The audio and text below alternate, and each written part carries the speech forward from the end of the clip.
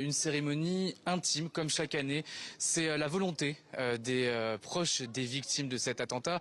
La seule différence avec les autres années, c'était la présence d'Emmanuel Macron et de plusieurs autres ministres. Alors, vous vous en doutez, beaucoup d'émotions pendant ces commémorations, notamment lors de l'énonciation des noms des victimes de cet attentat.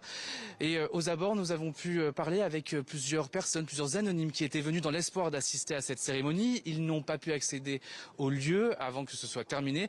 Là, ils y sont, juste derrière moi, et aux abords. On a discuté avec eux et ils nous ont tous dit que c'était important pour eux de venir simplement pour rendre hommage ou alors pour défendre la liberté d'expression. Alors maintenant, quelle est la suite? Quelles sont les autres cérémonies prévues? Oui, alors les commémorations se poursuivent, notamment boulevard Richard Lenoir, non loin d'ici, pour rendre hommage à Ahmed Merabé, le policier qui avait été tué par les frères Kouachi juste après la tuerie de Charlie Hebdo.